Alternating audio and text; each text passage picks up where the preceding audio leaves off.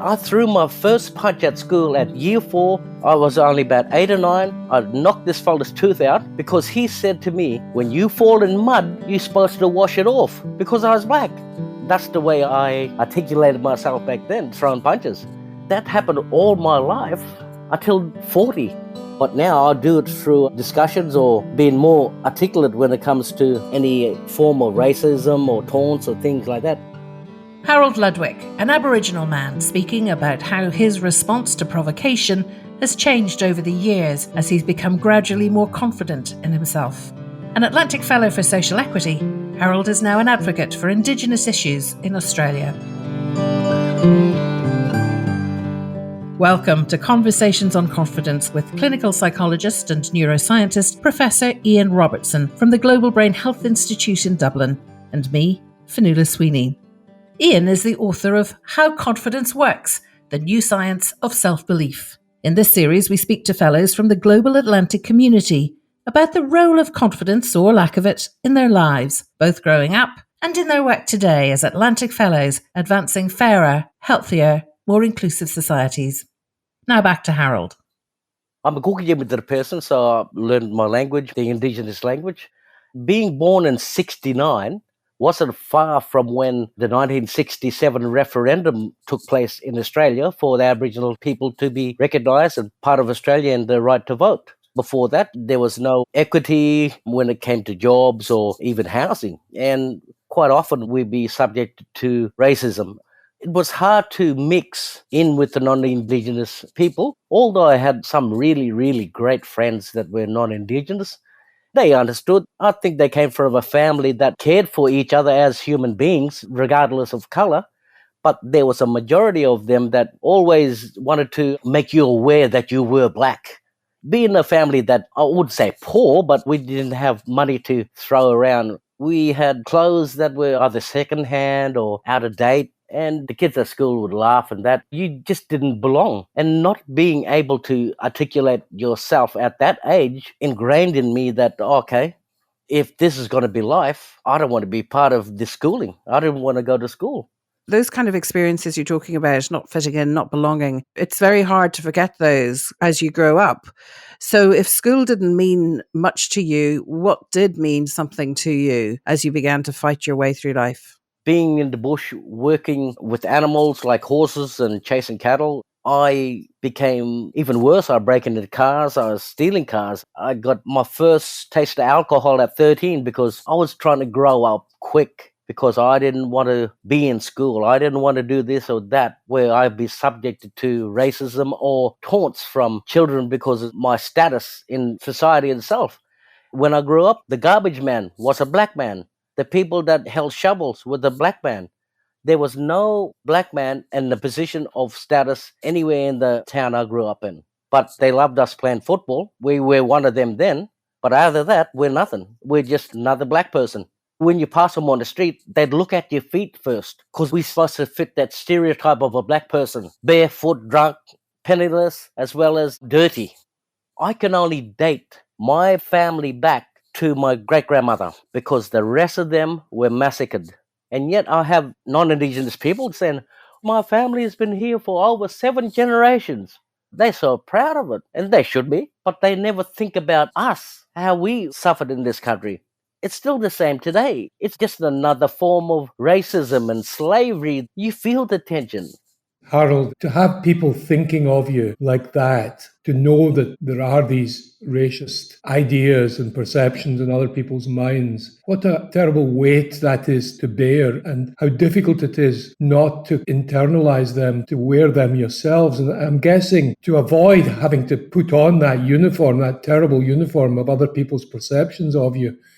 One response to that is rebelling and hitting out and refusing to conform. That's the only alternative to accepting other people's images of you. That's right. I just played into the stereotype of what they thought of us. Angry black man, angry person all the time. And the sad thing about it is that we never had someone of intellect from our own family to speak these problems through and how to deal with it. We've been handicapped since the tall ships hit this continent. I think we just didn't have the strength in our community or our people to actually sit down and say, okay, you're going to face this. This is life. People are going to start mimicking you because you're a black man or something about your color or you stink or you're a bat-eating mob of people. And no one is there to tell us, well, there's nothing wrong with that because we've survived here for 40,000 years plus. We didn't rape this country. We did not dig up the soil and cause erosion and sediment runoff that's now killing the reef or things. We didn't do that. But yet, you still hate us for some reason. We didn't have anyone to tell us how to react on an intellectual basis, I guess. And that's why it was always the fisticuffs all the time. Were you saying that even being able to name this, to be able to talk about it, to intellectually discuss what was going on rather than being immersed in it, that gave you a feeling of being able to have some control or a little bit empowered? That's right. It's the insight to say, yeah, I am black and my family been here for 40,000 years plus. How long your family been here? Because they don't understand the history of Australia themselves and they believe that they're the dominant species, not considering that we existed here before Captain Cook came around the corner. Even today, children in school don't learn that. And they never learn that the places that Captain Cook named, like Mount Dromedary and all that, Endeavour River, have their own name long before Captain Cook renamed them. Non-Indigenous children have not been taught the history, and that makes it a lot easier for them to make remarks that really hurt our feelings.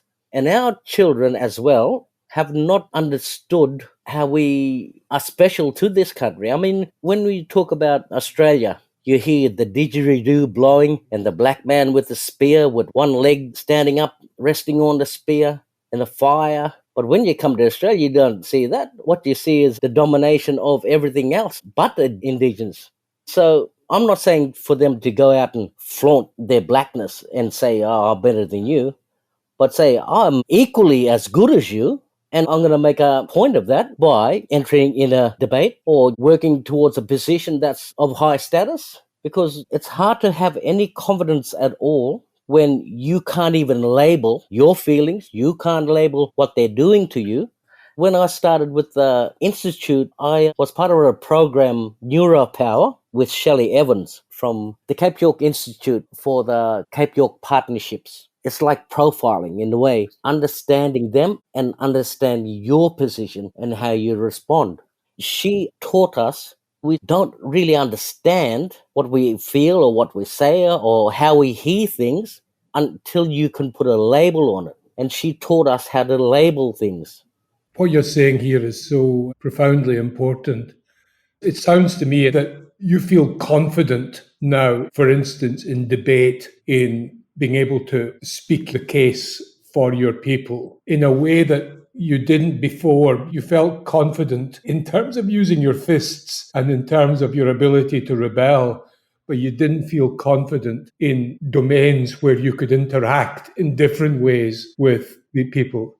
That's right. I wasn't feeling ashamed when I used my fists, but there was no good outcomes. We didn't make any ground at all. There was no discussion. It was a fight. But now I do it through discussions or being more articulate when it comes to any form of racism or taunts or things like that. And I don't feel ashamed. I didn't feel ashamed when I threw a fist, but there was no outcomes on behalf of the one making the taunts or myself. But now there are outcomes because I can give them a bit of a perspective from my point of view.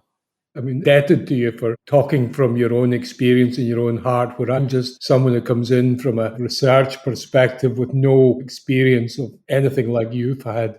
There's two things you said that kind of match with what I know about the research on confidence, and which I think could be very, very useful for other people who are struggling with similar kind of burdens that you had to struggle with.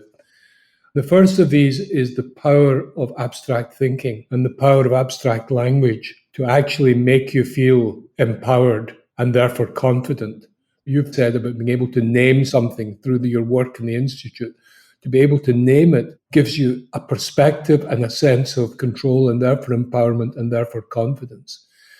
The second thing that's of huge importance for other people who are struggling to find confidence in the face of such incredible adversity is the affirming of values. I was just so struck by you saying how affirming the values of your people the values of looking after the land, the values that are now supremely important for the world. Yes. Here you are, part of a people who has been cherishing and living these values for 40,000 years, as you say. And the evidence is that if you get people to identify their values and affirm them to themselves, that's called self-affirmation, it's a major step towards becoming more confident because it gives you this base to allow you to avoid the shame, the negative stereotypes that other people try and impose on you. I'll give you a scenario. Last year up in Cooktown, I walked into the RSL on Australia Day. Good friend of mine, he's a counsellor, and we call him the WOG. He's an Italian guy, good bloke. But he told everyone around the bar, oh, here comes Harold, I'm going to have a go at him. So I walk in, he's standing up there with a big Australian hat on, an Australian flag tied around his neck. When I walk in, he says, couldn't you dress more Australian? I reckon, let me tell you this, my friend. In 1901, they introduced the Immigration Act to keep you out of this country, and they locked your people up down south in New South Wales as refugees in camps and things like that. And the White Australia policy came out of that Immigration Act. So what are you talking about? And his face dropped because he didn't know the history himself. And he says, my father was there. Well, there you go. And while I walked away, he says, but I ate bat before. And everyone around the bar was killing themselves laughing because I just stopped him in his tracks. I bet you felt amazing after doing that. Well, I got the respect not only from him, but a lot of those people that heard that exchange. The power is knowledge, and knowledge can be used in a way that's educational, even though it could be something that's a hot debate or a difference of opinion. It educates someone that never thought about that perspective. And this is what he came up against. He's saying that I can't dress more Australian because he knew I was black. But no, I turned it around on him as being an Italian fella whose people had refugee status and were locked up in Australia. This is the sort of thing that I tell my children now, to learn a lot of their history as well. Because if you don't know history, you don't know how to come back and enter into a good debate, or don't enter a debate if you don't know the history. You've been through some really tough times. As you said earlier, it was quite late in life you came to this realization that knowledge is power, that knowledge leads to confidence, that being able to name things in these sophisticated ways that you are is incredibly inspiring, and also the discovering of your values. But with your people, say the young people, maybe the young lads like you were, who are now 13 or 12, what you've discovered, does it resonate with them, or is it a hard job for you to pass on your learnings to them? I see a lot of my youth in the youth of today. They're rebellious when they're swearing, you white so-and-so or them white so-and-so. I tell them, not all white people are bad. This is what they stereotype us with. They think all black people are the same. Not all black people are the same. Not all white people are the same. There's really good friends I have who are non-Indigenous and Italian and other nationalities. But they don't see that because they lack what I lacked as a child. Someone to sit down and discuss with them their fears of being called a black bastard or something like that, because you can turn that around on them in a good way without throwing a punch. So when I see this happening in the children today in my community of Hofau, Aboriginal community, I feel very sad for the future. Because I think most of these children are going to end up abusing themselves with alcohol just to mask the pain of being ridiculed, masking the pain with drugs. They mask everything without confronting the taunts or the racist remarks and so on. Even the children I teach cultural dancing with, I almost get so emotional I want to cry, because these young girls and boys that are carrying on their culture, I'm teaching them their dances. One day, they're going to grow up, and I'd hate to see them being in domestic violence and things like that, because no one's there to take them by the hand and tell them, look, anger doesn't get you anywhere.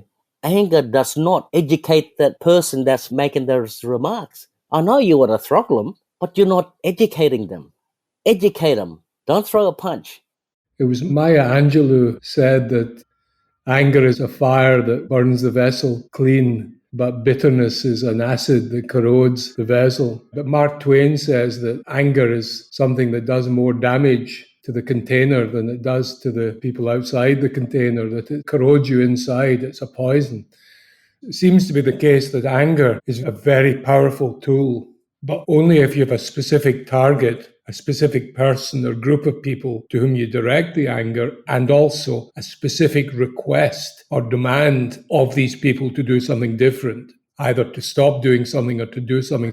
When it's expressed that way, it is actually empowering and confidence building. But when it's a general resentment or a general anger, it actually causes internal pain and gets mixed up with anxiety and becomes part of a whole negative emotional state that has to be treated with alcohol or drugs or violence. That's the academic research perspective on anger. Does that resonate at all with you? Oh, definitely, definitely. I was that vessel that was burning. The bitterness was an acid. I felt good, but I was not doing any good for myself, and I still wasn't educating these people. Even though I felt good that moment when they threw that punch, that bitterness came back, that anger came back straight away for all these racist people and people making remarks and things like that. But now, I sort of laugh in the face of people now when they make these remarks because I can cut them down. But I'm not hurting them, I'm educating them. I work in a museum. I teach the non-Indigenous people of their own history of Cook coming here. They don't know nothing about it. And they say to me, you know what? That was beautiful. We never heard anything about this when we grew up. Well, understand that your great-grandchildren or your grandchildren today are still not learning this. These are elderly people. So I'm telling the stories of perspectives. And I find that educating people just builds so much confidence in myself now. The confidence that I lacked over 40 years. And in these 13 years since then, I've spoken in Geneva, Rio de Janeiro. I've been to Burma. I spoke in Hawaii. And I was thinking to myself, well, what would have happened if I would have listened at school? And people say to me, no, don't think about that. It's those life skills that now make you important now. You're not talking from theory. You're talking from lived experiences. And what would you say, Harold, to the 13-year-old Harold who's suffering this real pain of feeling the low status and the burden of these perceptions and the sense of hopelessness and powerlessness and feeling bad inside and angry? What would you say to the young Harold about what to do in order to harness that anger so that it burns the pain clean rather than corroding you inside? Well, I'd ask him, who are you? Tell me who you are. And that young Harold would say, I'm Harold Ludwick. But that's not who you are. Who are you as a person? What's your foundation? What makes you special? And if he doesn't know, then I'd say, look around you. Look at what's happening with our environment. Look what's happening with your country, your species of animals that your people relied on. Take away from what you see today, what's damaging the world and your country, and say, well, hold on, I wasn't part of that. We looked after that country. We looked after those animals. We didn't have sediment runoff from hooved animals and things like that. But now it's all happening. So don't get angry when they say you're a black so-and-so. Say, yes, I am. And you know what? I did not stuff this country up. What I'd like to do is pull that Harold aside and say, listen, mate, the more you clench your fists and clench your teeth, the less the words will come out. The more the words come through and you speak to that person, the more you can speak to that person, the more he'll understand or she'll understand. It takes time to get through to people, but if they take one little thing from that discussion from you, Harold, you're educating them. They've learned something that no one else has learned, and that's because of you. What about the role of action? The poet Rumi said that the road only appears with the first step. Sometimes part of the antidote to feeling powerless and lacking confidence and all that pain is to take some specific action. And often a bit of targeted anger can help motivate you to do that. You've taken a number of steps in your amazing life, many of them to do with educating other people, with learning about your history. How important is it just taking action, taking a step forward? even though you may not know necessarily where that step's going to arrive at, even if it's doing something about the environment or doing something about the drugs problem or doing something about educating. Have you found that that action has been important for you in building your confidence? Absolutely. And I tell young people today, just join any group or volunteering or things like that, because that one step in that direction will open up avenues to other things. And before you know it, you're taking the second step and so on. I had a friend say to me, Harold, do you remember back in the 90s? You were bare chested walking up the road with a bar, blind drunk, and you wanted to hit this person. And I said, no, I can't remember that. But this is the haze I lived through. The haze of alcohol, the haze of drugs, the haze of anger. It's something I'm not proud of, but for me to be here today is a miracle, really, because a lot of people my age, even younger, in my community have been dying. Whether it be suicide, whether it be alcohol related now, they're stuck on blood fusions and things like that. And it's sad to see that now. My friends say, you inspiration that you came from where you were to where you are now. And to you, I might be an inspiration, but to myself, it's just, I wanted to be inquisitive. I wanted to learn. I wanted to know about things. I'm always on Facebook. If there's a word comes up and I don't know it, I'll go to the dictionary, have a look at how you use it. Oh, okay. So I just want to learn now. I just want to learn. It's not because I want to be smart. It's because I want to know. My anger and my bitterness back in the younger days blocked that. I didn't want to know. I didn't want to learn because I'm a black fella. I'm going to knock your bloody teeth out if you start talking to me like that. We all have a theory about ourselves, particularly of how much who we are is fixed, or to what extent who we are is up for change. It strikes me that a lot of us get stuck because we feel that who we are is determined by our upbringing or our genes or our cultural background, whatever. And that is a bit of a prison where we feel this is what I am, this is what I have to live with, rather than I could be different from this. The evidence from the research is that people who have what's called a change mindset, who believe that change is possible, which we know to be the case given how the brain works, once you have that kind of high level belief that change is possible, then it opens up all sorts of possibilities for taking action, for learning that can change who you are, if you like. Does that ring any bells for you? And if so, what was it that took the young, fist-fighting, alcohol-filled Harold and gave you that sense that change was possible? Well, it was quite emotional, really. It was 2008, and I was sitting on the couch, stoned out of my head from the drugs. My youngest son was just outside the door playing with a stick and an empty can, soft drink can. And kids up the road had push bikes, they had little trucks. They had all the toys in the world. And yet my child was playing with a stick, an empty can. Why? Because that Harold drank and smoked and shot up everything that came into the house. Every money went on my drugs and alcohol. I was thinking about myself, and watching my child playing with the empty can and the stick was the emotional thing, I think, that kicked my ass. My children were suffering because of me. And from that day on, I just changed my life. Then I had to deal with the people thinking, oh, what you doing? Oh, saying that you can't do it. Oh, you haven't got that education.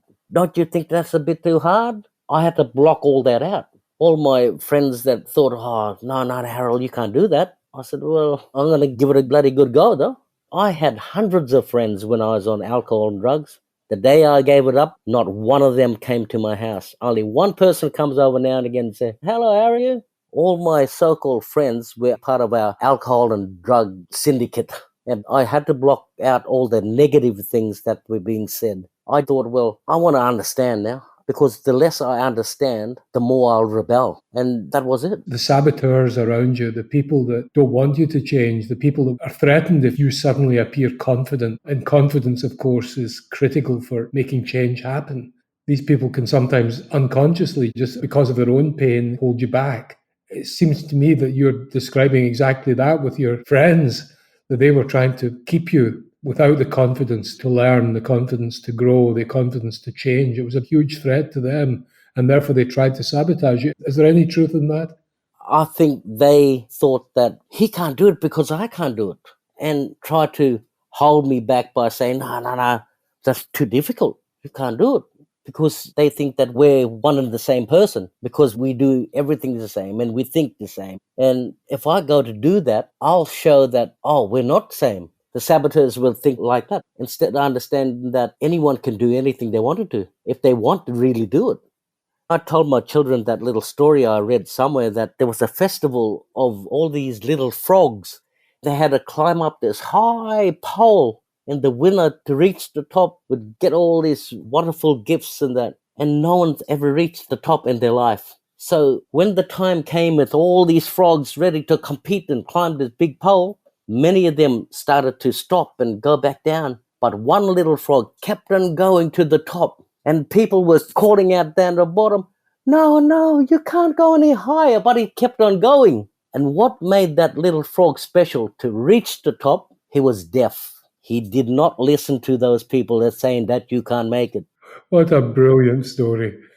It can't have been a straightforward path from that day you saw your little boy playing with his stick and can to where you are now. There must have been setbacks. There must have been times when you felt you'd failed. There was a lot of sacrifices. My partner, she's a strong lady. She doesn't smoke or take drugs or drink. And she supported me regardless what other people thought. And my mother is a rock. She's the cornerstone of the family, and she shed many tears over the years for all of us kids, mainly me and my younger brother, because we are really rebellious people. But she never gave up. The mother's love is so deep. Looking at her, a teacher for 30 odd years, and now she's 84, made me proud of who she was. But I was ashamed of her coming to school because I was a little black fella. She was a big black woman, and people might start talking about her because she was black. My mother, my partner, even my siblings, they didn't try to say, oh, that's too difficult, Harold. They said, good on you, Harold, keep on going. You can do it. Good close friends that could help you out as well by spurring you on and saying, don't be daunted about what comes of you. If you can't understand what's being said, ask them to break it down a bit for you. It doesn't mean you're dumb if you're saying, what do you mean by that? Because there's another 10 people in that class that probably can't understand it as well, but they're frightened to admit that they can't. I volunteered a lot of my time. I started in Cape York fighting against legislation, against our people to take our rights away for our land and things like that. And I wasn't getting paid. I spent about a month and a half up in Cape York in Toyotas going to community, talking about the legislation, how it's going to take away the rights of what they do already. Just doing things like that made me understand about politics, policies, and so on. I started getting to understand more of how this country is run in the lower and upper house, the cabinet, federal and state policies and legislation. That started molding for me an understanding of where we sit as Aboriginal people. And when I used to go back home, a lot of my friends would ask me, what about the legislation, or what about these acts that are coming out? I'd do a bit more research myself at home, and then I'd say, look, it's going to be detrimental towards our people, our life, the way we do things now. Or I'd give them a bit of confidence in who they vote for, to understand that you could be part of supporting a party that's going to destroy your way of life, or even you might benefit from what a party is voted in. But you got to look at the facts first. Don't just go half-cocked and saying, oh yeah, they're supporting us blackfellas. You're a confident, inspiring person, and that confidence has not come cheaply. You've been through tough times. The research seems to suggest that coming through adversity, in spite of all the misery that you feel during the setbacks, that is a really strong source of confidence. The second thing is the sense of collective confidence, of collective action, of coming together with people. What an empowering force for change that is. Even though you weren't being paid, here you were learning about the legislative system, you were campaigning. There must have been times it felt futile. But then you come together with other people and your confidence then spreads, it's contagious, and there's a sense of, we are confident we can do this. Does any of that make sense to you? Yeah. It also made me sad when I went to these communities, because the majority of the people that we speak to didn't have access to real good education. So anyone up there could fly in the community wearing a suit and bluff them all. Go up there, show their face and promise them the world and offer them crumbs. Our people think they're the best thing since sliced bread, but they're nothing but shysters. That made me sad, and it took a toll on me too. I felt that I was carrying too much of a load. I just feel overworked, I'm worn out, and I shouldn't be. Nowadays, I just want to disappear in the bush with my gold detector and not think about anything anymore. I just want to melt away into the background now. But something's always telling me I've got unfinished work, and that's working with our children. Because I don't want them going through the troubles I have and learn later in life that there's another way to do it. If we want to get to a space where our children have confidence, they need to learn about themselves and then they'll understand each other. At the moment, the curriculum in Australia does not benefit the social behaviours that we are striving to reach. Me and Dr. Craig Cormack, we wrote a book on alternative storytelling of Captain Cook Come to Australia. Now we're trying to write another book that can be adopted to the Australian curriculum, where children learn about the perspectives of the Indigenous and non-Indigenous through that early years of exploration like Cook. That Endeavour River was named Endeavour River by Cook, but its name is Wallambalbirri and things like that. For some reason, we are hitting a brick wall with so many publishers frightened to take it on. It's as if there's only one perspective of Australia, and that's the one that the history says how it happened, not the perspective of an Indigenous person. So it's difficult, but I believe that's what we need in this country, for young people from an early age to understand both sides of the story, or they grow up just knowing one side of the story, digging their heels in and becoming racist. Both sides. The black fellow will say it's a white man, the white man will say it's a black man. So it's all tit for tat, and we get nowhere. Harold, it's critical that you look after yourself in all of this, that you don't allow yourself to burn out. You've a duty to be kind and caring to yourself. It's such a big, big task you have ahead of you, such a huge set of goals you're trying to achieve, that your primary duty is to keep yourself well in order that you can then, when you feel better again, deliver on these critical things that you feel duty-bound to deliver on. It's so important that you always have this shadow goal of minding yourself, of caring for yourself, and taking a break from the grind of chipping away at these enormous forces you're trying to combat.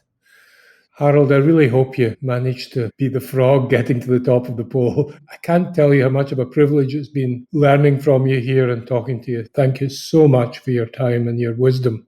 I just had a couple of questions before we wrap up, if that's okay. What was it that attracted you to the Atlantic Fellows for Social Equity Fellowship? Well, from what I understood and what I looked up, there was not many people from Aboriginal communities. A few of them came probably from an Aboriginal community but grew up in the city and things like that. I grew up in the Aboriginal community. I'm still in the Aboriginal community. I speak my language. I practice my dances.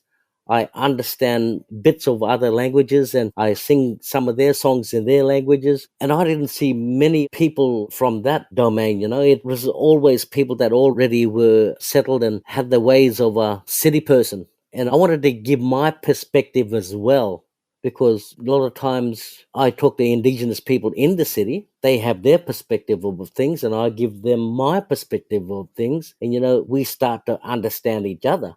We have differences of opinion too, because they're trying to reconnect with their culture. They're trying to learn their language again.